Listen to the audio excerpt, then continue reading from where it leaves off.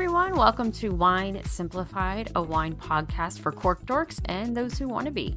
I am your host, Carrie, also known as Winecita. That is the name of my blog and website. I am a WSET Level 3 certified wine educator with a background in education and a passion for all things vino.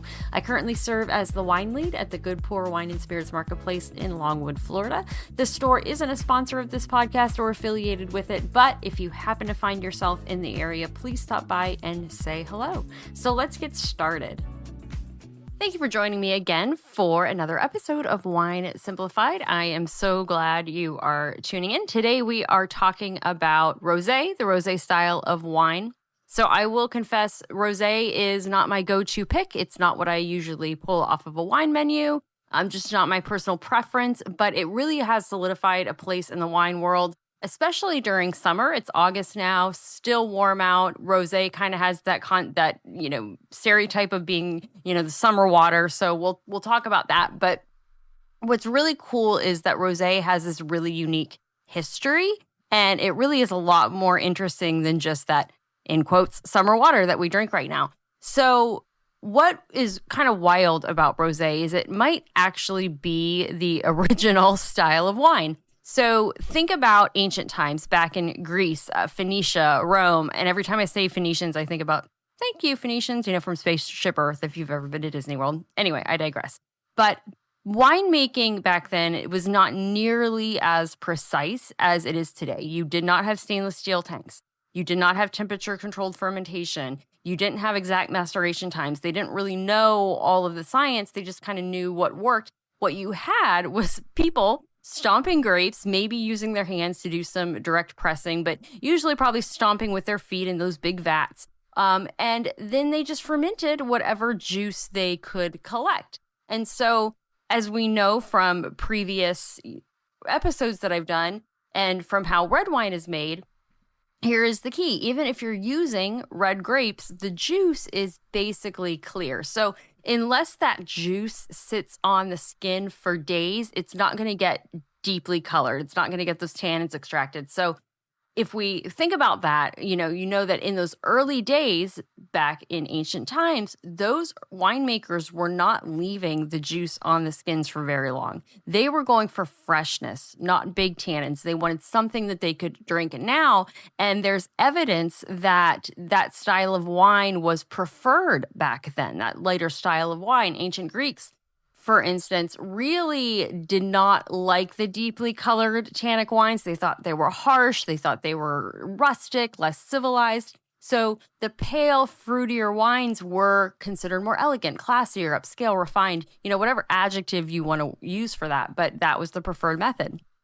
So, if we had a DeLorean right now, if we were traveling back in time and we had grabbed a glass, at a symposium with, let's say, Plato or Aristotle, odds are very good that we would be drinking something that looked and tasted a lot like today's rosé, really light in color, refreshing, maybe even diluted a little bit with water, which is kind of gross, but that's likely what, would be in that glass.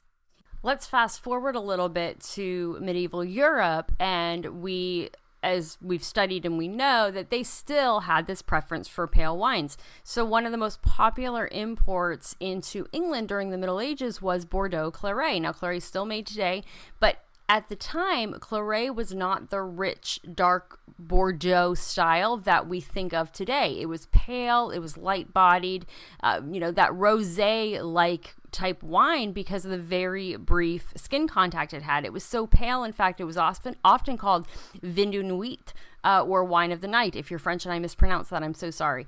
But it is referring to the short maceration period of the wine. Even early champagne wasn't white. It was often pale red or a pinkish hue, simply because they just hadn't mastered how to keep it clear. So sort of the OG champagne was probably a sparkling rosé. As we fast forward even again, because there's all, good trends and things, it evolves some more. We think about post-World War II. this is the era of sweet rosé. We had some pop stars rise on the scene in Portugal. Two wines, Mateus and Lancers. These are two separate wines, but they really became international sensations, were hugely exported. Mateus Rosé was this light, fizzy, sweet, easy to drink. It kind of came in a stubby, flask-shaped bottle that became really famous.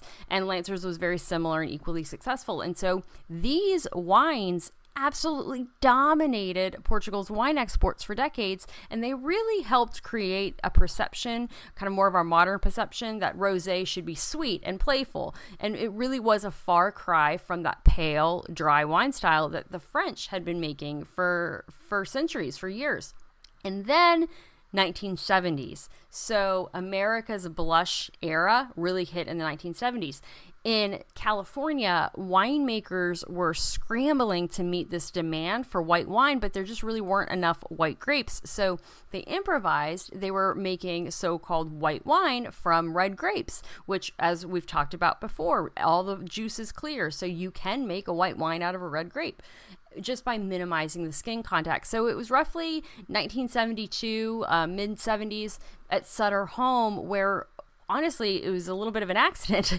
A batch of their white Zinfandel. So we know of Zinfandel being this big, bold red grape, but most people think about white Zinfandel. And here's why, because a batch of their white Zinfandel had a stuck fermentation. So that is when the yeast stops fermenting too soon before all of the residual sugar is converted into alcohol. So it stayed sweet, and instead of scrapping it, instead of saying, oh, this batch is bad or whatever, they bottled it and found that it actually flew off the shelves. And this is how white Zinfandel became what it is in terms of a phenomenon. It was inexpensive, it was easy to drink, it was approachable, and it really did help save old Zinfandel vineyards. And if you've ever had an old vine Zin, it is vastly different from a white Zinfandel, but it is delicious and really nice and fruity, but still big and bold.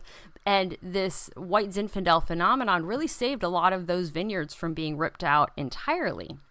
This is about the same time that term blush, we call them blush wines, kind of got coined. In mid to late 70s, it was used to describe a pale pink Cabernet Sauvignon, and suddenly sweet pink wine was everywhere. You could just find it all over. The fun thing is, Rosé's story doesn't stop there. A lot of people think about Rosé as this sweet wine because of that, but it actually started making a modern comeback and a shift again in the last 25 years. So in about the early 2000s, that's when wine lovers began rediscovering dry, elegant, sophisticated rosé, largely to Provence in southern France, that Provence region.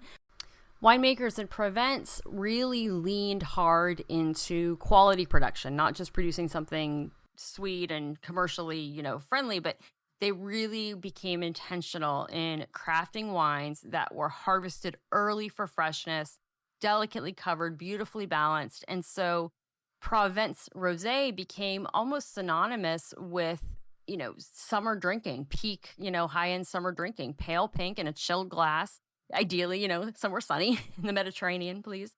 But from there, Rosé's reputation shifted and continued to skyrocket. And by 2015, literally within the last decade, so in a span of 7 minutes, I've gone from ancient Greece to the last decade, rosé wasn't just a wine. This is when it really has become a cultural phenomenon, a mainstay. We see things like rosé all day, yes way, brosé, which is the rosé for guys. Frosés, the frozen slushy version, started popping up on cocktail menus. So rosé has changed and adapted really for every era and over hundreds of years, from those practical wines of ancients, to the post-war sweet fizzes, to what we know today, which is dry, refreshing, and oftentimes pretty serious. It's still, fun, bright, beautiful, but really serious wines. And it's kind of a style that has evolved along with our taste, which I think does make it cool, because it's not just a pink wine. It's really anything but basic now. So now that, we've talked about how rosé might be the OG style of wine, where are we at? Where are we sitting in 2025? And I think the history can help bust, some myths.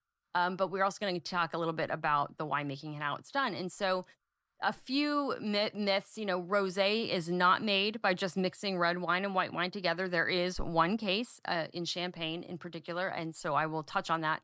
But it's not just mixing red and white wine together. There is no such thing as a pink grape. There are some pale, maybe you could almost see a little bit of pinkish hue in some white grapes, but grapes are white or red. And it does not get its color from roses or strawberry wine. There are strawberries, there is strawberry wine out there made by other fruits. But as we know, to be actually wine, it's got to be made from grapes. And a lot of rosé will have a strawberry note to it. But I've had customers say, were strawberries made in the production of this? No, strawberries are not used in a typical rosé. So all grape juice is clear, whether it's from dark-skinned grapes like Syrah or pale ones like Pinot Grigio. It's that skin contact that gives it its color. And in red wine production, the juice hangs out with the skin for days or weeks, and it pulls out that deep color, tannin structure. In white wine, the skins are removed right away, like we talked about last week. But rosé sits right in the middle. So with a rosé wine, the juice spends just a few hours to a day or two in contact with the skins, and then the winemaker decides how pink they want it. This is why on a rosé shelf, you can see everything from the really light pale pink to maybe a vibrant salmon color, or even a ruby pink almost, a really kind of darker pink that you can maybe see a little bit of ruby in it. So rosé is really about intentional timing, intentional planning by winemakers. It's a stylistic choice made in the winery. It's really not something inherent in the grape itself. So how is it produced? There are 3 main methods for how the winemaker gets from grape to glass in a rosé style. So the first one, and probably the most common, is the maceration method or the skin contact method. And so this is typically what's used, especially in France's, Provence region, where pale, dry rosés are king.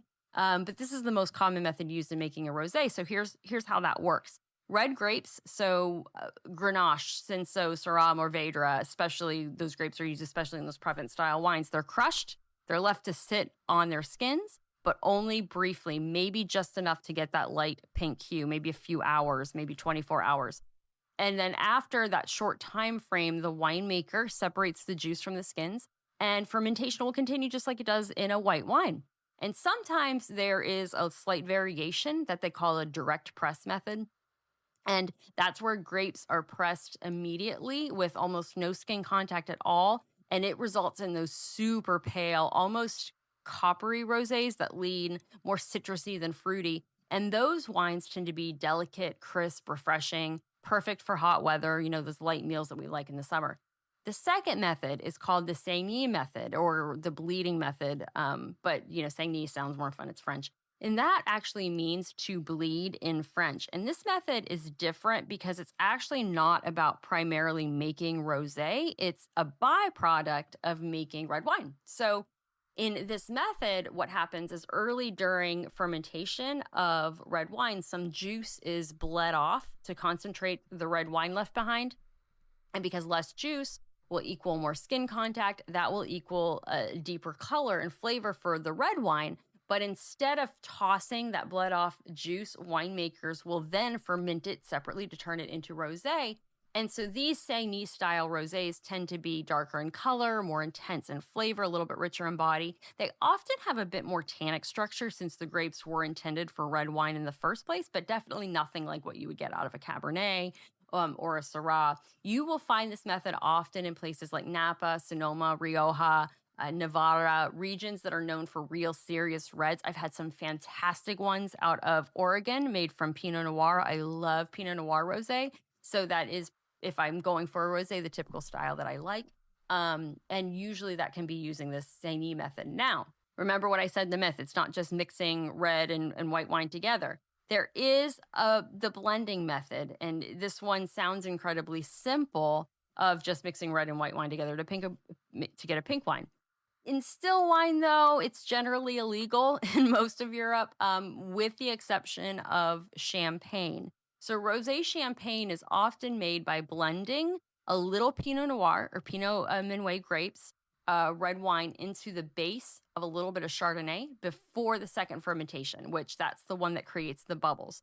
So this blending allows for real precise control over the style, and it does work beautifully with sparkling wine. So the next time you see a bottle of rosé champagne or you pop a bottle of rosé champagne, it probably did get its pink hue from this blending method.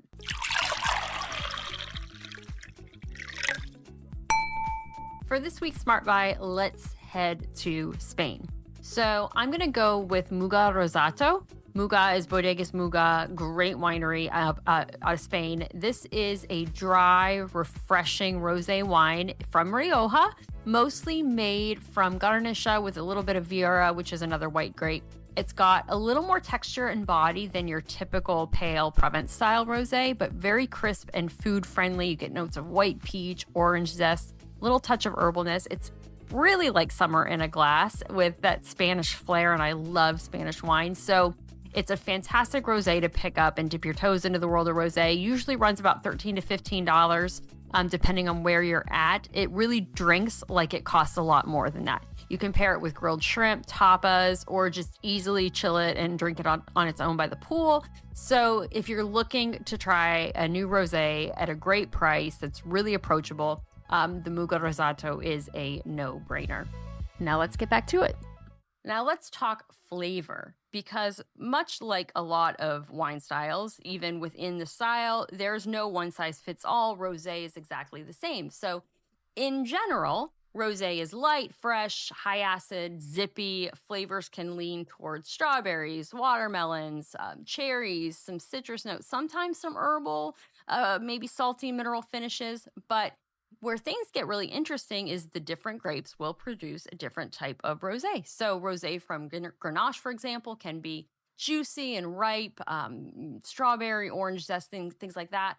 Rosé from a Syrah or a Mourvedre might be a little bit darker, maybe more savory, maybe with a little bit more salinity, with notes of herbs, plum, and spice. And then Sangiovese rosé, especially from Italy, can lean toward cherries, melon, roses, a more brighter, refreshing finish. And then, of course, Zinfandel or white Zinfandel, which is intentionally off-dry, that same style from the 70s. It's got notes usually of cotton candy or strawberry and citrus notes. Those are some general tasting hints depending on what types of grape is in the rosé you're drinking. And so the style can really range from delicate and whisper light to bold, structured, almost red wine-ish light. So, when someone says rosé always tastes like this, you can easily respond with, it kind of depends. There are definitely a lot of variety in different types of rosé. So on that note, what are the key regions and styles? So let's do a quick kind of world tour where rosé thrives. So if you see these regions on a bottle, you kind of have a note for what to expect in the bottle. So Provence, I've talked about Provence quite a few times already. This is the benchmark for pale, dry, elegant rosé. So light body, fresh acidity, strawberry melon flavors, often a little bit of a subtle, almost salty finish. Most rosés from Provence are blends, usually Grenache, Cinsault, Syrah, Mourvedre, sometimes maybe a little bit of Vermentino for some lift, but typically kind of that GSM blend, which is also classic of the red wine style in southern Rhone. Then in the Rhone Valley, there is Tavel. So Tavel is famous for fuller-bodied, darker reds. They have a little bit more structure, more depth, maybe a little bit more umami, savory notes. So this is kind of a great rosé for people who say they don't like rosé, because it does drink almost like a light red. Then Bandol, France. So Bandol is more Mourvedre driven, so very earthy. These are age-worthy rosés. A lot of these rosés can last in your cellar for a little bit with some great minerality. Bandol is serious stuff. It's a great food wine through and through while being a rosé. And then moving into Spain, outside of France, so Spain in regions like Navarra and Rioja, you really do get a range of styles from rustic and robust to really light and fruity. And typically, old vine Garnacha or Grenache is the same grape, is the highlight wine, is the highlight grape there. And then in Italy, you have Rosato. So in Spain, it's Rosato with a T, Italy, Rosato with Rosato in Spain is with the D, Rosato in Italy is with the T. But Rosato styles vary really widely depending on where you're at in Italy. So northern Italy's Chiaretto is pale, very aperitivo friendly. Remato from Friuli is made from like skin contact Pinot Grigio, which is very coppery pink, earthy style. And if you have skin contact with a white wine, that airs into the orange wine territory. And then you have Cerasuelo di Abruzzo, probably not saying that as well as an Italian would, but it's very vibrant, cherry red, tangy red fruits and herbs. And then in areas like in the south, so Nero d'Avola, those tend to be much richer and fuller. And now going into our domestic, United States productions, California. California pretty much does it all. Provence-inspired pale pinks. There's bold Saint-Denis methods from Syrah, Zinfandel, Cab, everything in between. And then, of course, moving up the West Coast, like I said before, we're seeing more and more Pinot Noir Rosé out of Oregon, which is just fantastic. So how do you know sweet versus dry? What is in the bottle? One of the most common misconceptions, we always hear, oh, rosé is always sweet. Is rosé sweet? Actually, most rosé today is dry, especially anything from those previous regions that I mentioned, Provence, Tavel, Bandol, Navarra. But the lingering kind of association that people have with sweetness comes from that white Zinfandel popularity. And so here's the pro tip that I tell customers when they're questioning sweetness almost on any bottle, but obviously different grapes can hit different levels of alcohol content. But check the alcohol level on your rosé. If it's under 12%, odds are it's maybe off dry. Slightly, if it's 11.5%, you might still say, oh, it's dry. But typically, if it's under 12, it might have a little bit of sweetness on the front of your palate, a little bit off dry. If it's 12.5 plus, it is going to be likely a dry rosé. Because remember, you have to have sugar to create alcohol. So the higher the alcohol content, the less residual sugar is going to be in the wine. And you can also look at that European region as well. A European rosé, likely dry almost every time. How do we serve and pair rosé with food? So the beauty of rosé is that it does straddle this line between white and red wine. It really can go with almost anything. So there's some classic pairings, especially with those dry French style wines, grilled seafood, veggies. The Tavel, the bigger, bolder ones, you can put with maybe barbecue meats or smoky foods. That Bandol, that one that's really structured and age-worthy, roasted chicken. It can really stand up to a hearty dish. And then I always love to say, go with where it's grown. And so in Spain, if you're doing it with a rosada, try it with a tapas or paella. Italy, maybe pizza or grilled sausages. And then white Zinfandel, yes, the kind of cheap white Zinfandel, can really go well with a spicy food like a Thai food or a sushi, maybe with a spicy mayo, because it's going to be that little bit of sweetness is going to be really refreshing. It's not going to overpower the food's not going to overpower it, and they're going to contrast really well.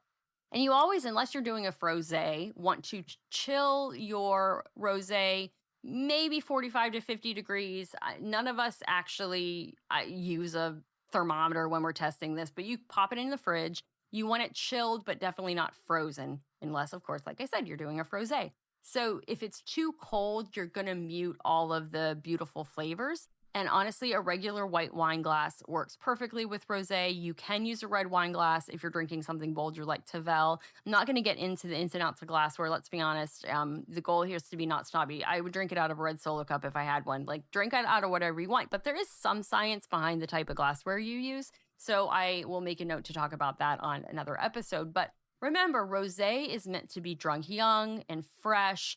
Don't hoard the bottle for a decade unless you have a really great Bandol and want to test that theory out about age-worthiness. But when in doubt with rosé, drink it now. Drink it within a year or two of harvest. And really, that's your deep dive today into rosé. I've covered a lot in, about 25 minutes here.